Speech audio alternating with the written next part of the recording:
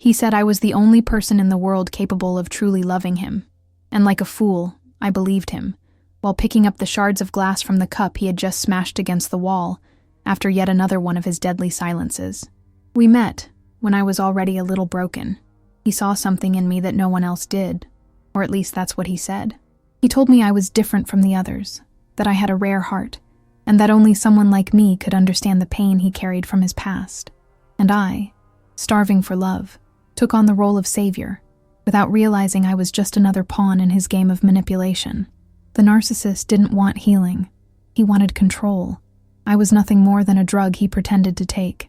The relationship turned into a toxic cocktail of fake promises and subtle attacks. He cried in my arms one night, then accused me of being cold, distant, ungrateful the next. Every time I tried to talk about my feelings, he punished me with silent treatment for days. It was like living in an emotional minefield. Any word I said could explode into a full-blown psychological abuse session. I found myself apologizing just for existing. I remember the first time he stood me up. 2 hours waiting in front of the restaurant, his phone off.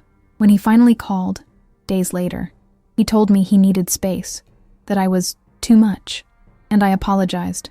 I apologized for loving him too much. That's how narcissistic abuse works. You end up saying sorry for the pain they caused you. The fights started happening in public. Once, at my sister's birthday, he commented on my outfit in front of everyone. Trying to get attention to make up for what you lack inside, huh? I laughed it off, embarrassed, tried to make a joke out of it.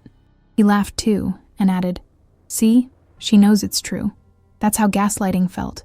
Humiliating, twisted, and always in front of others so he could later say, "You're overreacting." Nobody even noticed. Our bedroom became a negotiation battlefield. If I agreed with him, he'd be affectionate. If I pushed back, he'd punish me. With days of silence, no eye contact, sleeping with his back turned to me. "If you really loved me, you'd understand," he'd say. The emotional abuse became a daily routine. I no longer knew who I was without his approval. I tried talking to friends, but he said they were jealous of our bond. He started planting seeds of doubt about my family. "You really think your mom cares? She just wants to control you." Slowly, I pulled away from everyone, thinking I was protecting our love. In reality, I was isolating myself while he tightened his grip on me. I was the perfect victim, eager, needy, blind. The breaking point came during a trip he insisted we take, claiming he wanted to start fresh. On the second day, he vanished, with my credit card. I spent 36 hours alone, crying in a hotel room in a city I didn't know, calling him over and over again. When he finally returned, he said, "You see problems in everything. This was a test, and you failed." I broke in that moment, not with a scream, but with silence. You hurt yourself trying to heal someone who never wanted to be saved. Loving a narcissist is poisoning yourself slowly, believing your love has superpowers. I still wake up some nights with that same sinking feeling, alone in that hotel room, begging for love from a man who only ever wanted to destroy me gently. I thought I could heal him, but I was the one who almost died trying. Some wounds bleed, even when no one sees them. He used to say I was too sensitive, every time I cried. But how do you not cry when the person you love looks at you like a burden?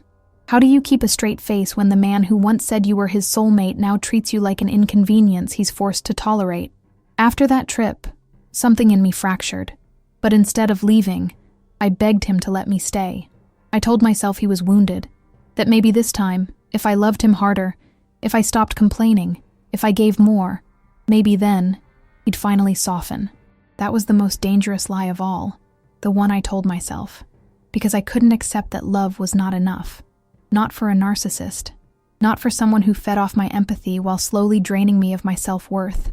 He started testing me more, going days without replying to messages, then reappearing with fake warmth, as if nothing had happened. If I questioned it, he'd roll his eyes. "You always think the worst of me. That says more about you than me." Classic gaslighting. He always found a way to twist the truth until I was the one apologizing for reacting to his abuse. We had this one argument in the car that still plays in my mind like a horror film. I had just told him how lonely I felt even when we were together, and he laughed. Not a nervous laugh, a cruel, mocking one. Then he stared straight ahead and said, "You make everything about you. That's your problem." You're not a partner. You're a burden. I froze. I didn't even cry. I just sat there, gripping the seatbelt, wondering how I became a stranger to myself. I began walking on eggshells 24/7, planning every word, every text, every facial expression. I studied his moods like a scientist trying to decode a dangerous animal. One wrong move and I'd get punished, either with silence, coldness, or calculated contempt. That's the thing about psychological abuse. It doesn't leave bruises, but it rewires your entire sense of reality. I stopped recognizing my own voice. I couldn't make basic decisions without asking myself, will this upset him? Will he think I'm trying to control him? Will he say I'm selfish again? He trained me to question every instinct. He turned my compassion into a weapon I held against myself. There were good days, of course. Every narcissistic relationship has them. The fake peace, the over-the-top gestures, the sudden affection that made me believe maybe he was changing. But now I know those days were just resets, bait, ways to keep me hooked while he tightened the chains. And I swallowed it every time, thinking, maybe this is proof he can get better. But he never wanted to get better. He wanted power. He once told me, during a rare moment of brutal honesty, "You'll never leave me. You're too soft. That's why I chose you." I don't think he meant to let that slip. But once he did, I couldn't unhear it. I was his perfect supply, empathetic, loyal, trauma-bonded, to the very man who was destroying me. I started getting sick. My hair fell out in clumps. I developed panic attacks. I'd check my phone obsessively, terrified he was ghosting me again. My friends thought I was just stressed, but I was unraveling under the weight of emotional abuse I couldn't name. I didn't have the language yet. Narcissist, toxic relationship, trauma bond, gaslighting, control, victim. I only had the confusion. He made me believe that I was the narcissist, that I was emotionally manipulative. He once said, "I never know which version of you I'm going to get. You're unstable." And I believed it, even though I was the one constantly walking into his emotional traps. That's the cruelty of narcissistic abuse. It flips the script until the victim doesn't even know who the villain is anymore. And yet, I stayed, because I thought love meant endurance. I thought healing someone meant carrying their wounds for them. I thought that if I could just be patient enough, kind enough, strong enough, maybe he'd finally become the man he pretended to be. Loving him felt like drowning and convincing myself it was the ocean. He didn't break me all at once. He wore me down with whispers. I'm not proud of how long I stayed. I'm not proud of how much I let slide. But I know now, it wasn't love. It was survival. It was trauma. It was me, clinging to the version of him I built in my head, not the one who stood in front of me with cold eyes and a twisted smile. I still flinch when I hear certain phrases. I still second-guess my feelings. I still wake up thinking I need to check if he's mad at me. He doesn't even remember half of what he did. I remember everything. I remember every look that made me shrink, every sigh that said you're too much without a word. Every night I laid next to him, pretending I was okay, while his back turned toward me like a wall I couldn't climb. I remember the day I tried to leave. I had packed a small bag, just the basics, thinking I could disappear quietly, without triggering his rage. My hands were shaking so badly I dropped my keys twice. When he saw the bag by the door, he didn't yell. He didn't cry. He didn't ask why. He smiled. A slow, cruel smile. "So now you're the victim, huh?" he said, walking toward me. "You finally get what you want. A sad little story where I'm the monster and you're the fragile little hero." I stood frozen. My mouth opened, but no words came. He stepped even closer, his voice low and poisonous. "Go ahead, but don't come crawling back when no one else wants you." That was his final hook, making me believe I was unlovable without him. That night, I didn't leave. I curled up on the bathroom floor after he fell asleep, sobbing silently, afraid even of my own breath. I stared at my reflection in the mirror, wondering who I had become. A shadow, a shell, a woman whose identity had been erased by the constant psychological abuse, the emotional abuse, the endless gaslighting. He made me a ghost in my own life. Every time I tried to reclaim a piece of myself, a friend, a dream, a boundary, he'd punish me with distance. He mastered the art of silent treatment, knowing it cut deeper than any insult. His silence screamed louder than his words ever could. I once spent 7 days in the same house as him without hearing a single word. He passed by me in the kitchen like I was a stranger, a stain on his perfect image. When I finally broke down and begged him to talk, he said, "This is what you get when you push me." It was always my fault. I started believing I was broken. I thought my expectations were too high, that maybe I was too emotional, too needy, too intense. He never yelled, rarely cursed, but his calm cruelty was worse. He didn't need volume. His control was subtle, surgical, and that made it harder to explain to anyone. There was no screaming, no bruises, just a slow unraveling. He didn't destroy me with one blow. He chipped away at me piece by piece, always apologizing just enough to keep me hopeful. A flower, a weekend trip, a sudden "I love you" after days of emotional withdrawal. He kept me addicted to the highs, so I'd keep tolerating the lows. And I did, for far too long, until one morning, I don't know what changed. I looked at him across the breakfast table, and I saw a stranger, not the wounded boy I thought I could heal, not the charming man who once said I was his everything, just a narcissist, cold, calculated, empty, and in that silence, something inside me finally whispered, "He will never love you the way you love him. He's not broken. He's dangerous." I didn't scream. I didn't cry. I stood up, walked into the bedroom, grabbed my bag, and this time, I didn't stop walking. He didn't chase me. He never does when he knows the damage is done. Leaving a narcissist isn't the hardest part. It's surviving the version of yourself they leave behind. You don't realize how deep the trauma runs until peace feels like a threat. I still hear his voice sometimes, not out loud, but in my thoughts, when I hesitate to speak up, when I apologize too quickly, when I silence my own needs. That's the echo of abuse. It lingers. I thought I could heal him, but now I'm the one learning how to breathe again. Healing doesn't come in a straight line. Some days I feel strong, like I escaped a burning house just in time. Other days, I still reach for my phone, almost expecting his name to pop up. Not because I want him back, God no, but because part of me still braces for the next round of emotional punishment, like a soldier trained to expect war even in peace. Trauma does that. It wires your body to expect pain where there should be rest. And when you've lived under the control of a narcissist long enough, even silence becomes suspicious. Even kindness feels like a trap. I started therapy a few months after leaving. My therapist said, "You weren't in love. You were trauma bonded." That sentence hit like a punch to the chest, because deep down, I already knew. It hadn't been love for a long time. Maybe it never was. It was survival. It was emotional addiction. It was me, trying to earn scraps of affection from someone who only gave just enough to keep me hungry. There were nights I'd sit on the floor with my back against the door, crying into a pillow so no one would hear me. Not because I missed him, but because I missed me. The version of me before the gaslighting, before the constant control, before the narcissistic abuse reduced me to a question mark in my own life. I had become a woman who asked for permission to feel. That's what emotional abuse does. It doesn't scream. It whispers. Are you sure that really happened? Maybe you misunderstood. Maybe you're just too sensitive. Maybe he was right all along. It steals your certainty, your voice, your power. I remember a moment months after I left, sitting in a cafe overhearing a couple laugh.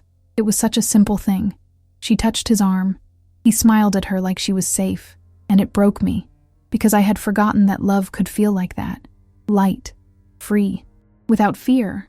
When you survive a toxic relationship with a narcissist, you carry 1,000 invisible scars.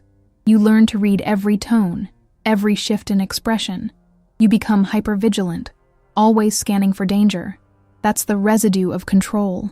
That's the shadow of psychological abuse. And yet, the world keeps spinning.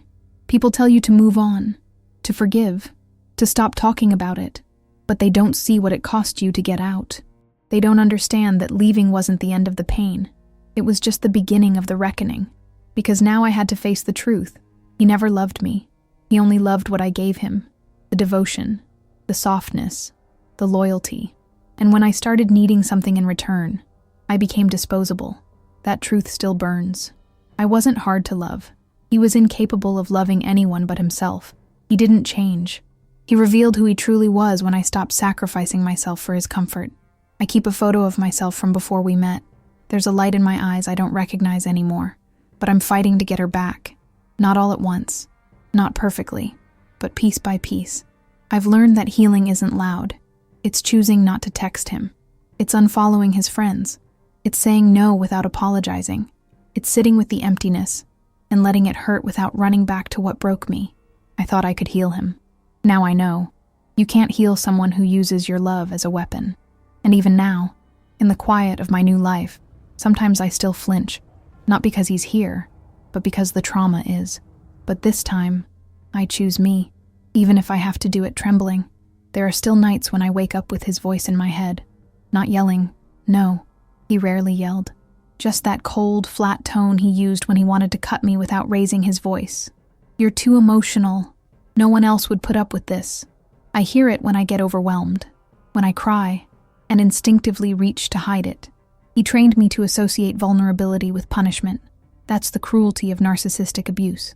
It conditions you to be ashamed of your own emotions, as if they're flaws, as if needing connection is weakness.